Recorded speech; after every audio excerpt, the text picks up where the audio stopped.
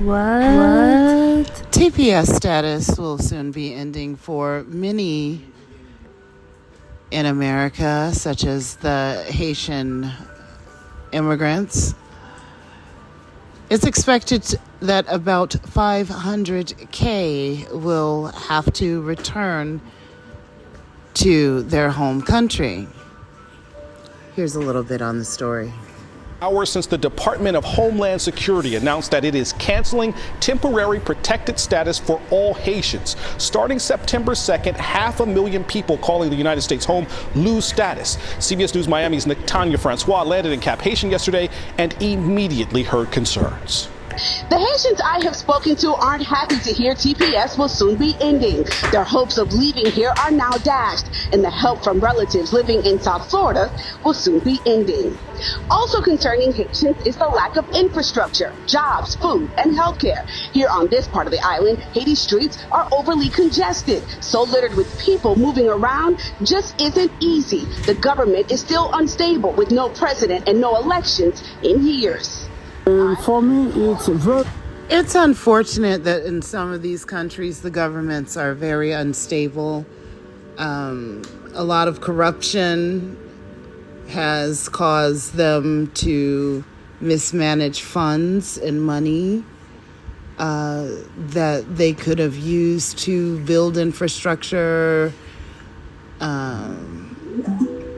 whatever, to make their country more livable.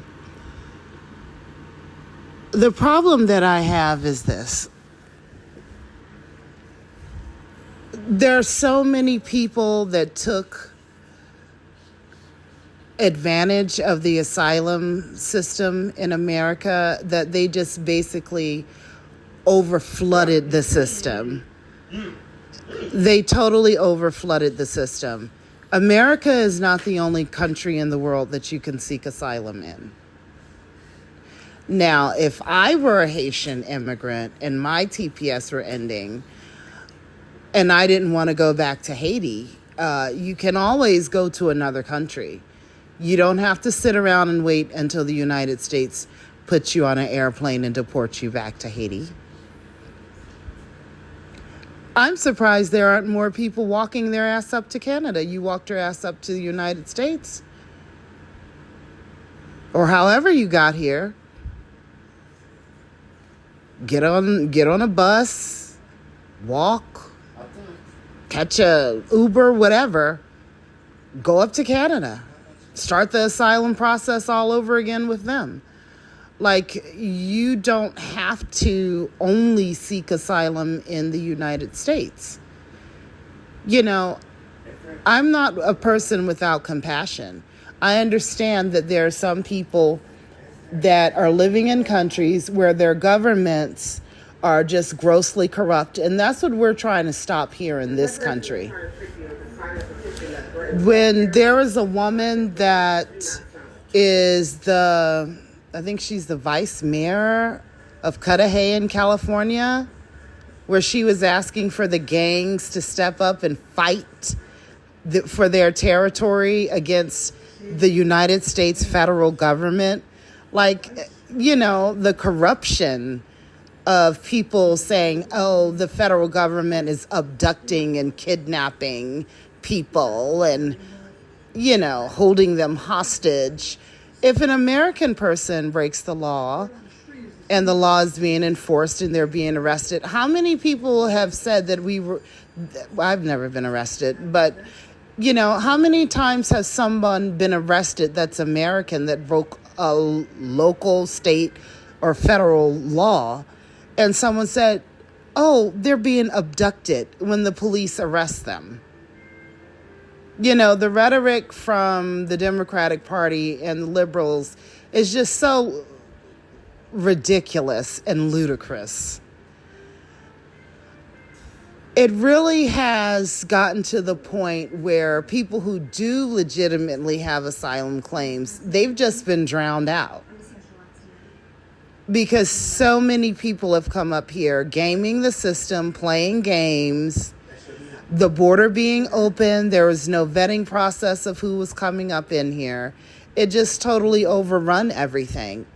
And Americans are very generous. We've been very generous. There are people who have migrated here all over the world legally. There are people who've come here and sought asylum, who've had their claims processed. But when you totally just overflood one country with millions and millions of people packing up in a short period of time, running up into one country, then it, from all different parts of the world, it overwhelmed our system.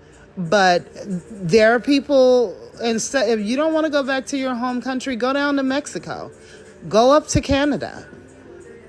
There are two countries that are connected to the United States, Canada and Mexico. Make your way to one of those countries and seek asylum. Find one of those Central American countries that you can migrate down into and seek asylum there if you don't want to go back to your home country because it's so horrible. I would recommend that people start their caravans and start making their way up to Canada. You know, you have these Mexican president, Canadian prime minister that want to criticize Trump for our deportation. Well, how about you welcome those people into your countries? I'm sure you could use the workers up there in your country, welcome them up to your country. Half of Canada speaks French. Maybe the Haitians should start making their way up to Canada.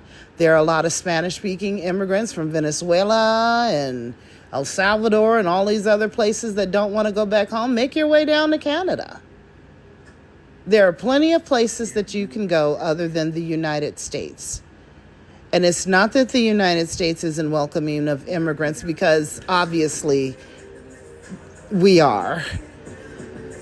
But you cannot just overwhelm one particular country with millions and millions of people like that. It isn't fair to those who are already living here. There are people that are Americans that need things. Another thing I want to talk about in this video is the smoke and mirrors bullshit of a mayor primary that they recently had with Mamdani winning over Andrew Cuomo. First of all, with all due respect to Andrew Cuomo, he shouldn't have gotten the race. And I personally think that he's a spoiler. And he needs to go on and drop out. I know he's looking at Trump thinking, well, Trump got in office. Even with all the scandals, I can get into office too. The difference between Trump and him is that a lot of people that voted for Trump, despite the convictions of the felony and the civil lawsuit, a lot of people just thought that those were political lawfare and bullshit cases. There are plenty of politicians that have slept with mistresses and all of that and paid them money to keep their mouth shut. Why that amounted to a crime and all of that, you know, it's ridiculous. And then the civil lawsuit, some woman from about 40 years ago claimed he touched her or did something to her in a department store dressing room. It just seemed like a bunch of bullshit. But the things that Andrew Cuomo was accused of and the scandals that he was accused of, obviously the New Yorkers were not willing to look past that. So maybe in a couple of years from now, Cuomo could try again. But I think that he's a spoiler. As far as Mamdani is concerned, I just think that he's, like Eric Adams said, a snake oil salesman. Because you have to think he's saying he wants to do all this free stuff, free rent, free this, free that, free. But at the same time, you want to fight the federal government and the Trump agenda to deport illegal immigrants. So if you don't have any control over how many people can come into your city and suck off of these programs, then eventually you're going to run out of other people's money to spend. And then New York is going to be looking to the federal government with their hand stuck out. And as far as I'm concerned, if you people make these decisions on a local level to screw your city up, do not stick your hand out to the federal government, because now you're getting all of us in the country involved in your bullshit. There are American people that I see every day that are going without health insurance, that's going with barely any food, or they don't have housing. And you have this open border policy where any and everybody can just flood up in here. I mean, who's going to pay for the assistance? We can barely make sure that the American people who are in need have stuff. And you want to open up the door and let the whole world just flood in willy-nilly? It doesn't make any sense. But you can't tell these liberals that. They really have drunk the Kool-Aid and they do not want to sober up. But again, back to this TPS status ending. Like I said, America is not the only country that you can stay in. You're welcome to catch a cab, get on the bus, do whatever you got to do to make your way up to Canada or make your way down to Mexico. You do not have to wait around until ICE comes and picks you up and deports you out of the country. Thank you for listening. Thank you for watching. Please like, share, and subscribe. Comment below if you're so motivated to do so. This is Wonders of a Black Woman. Peace.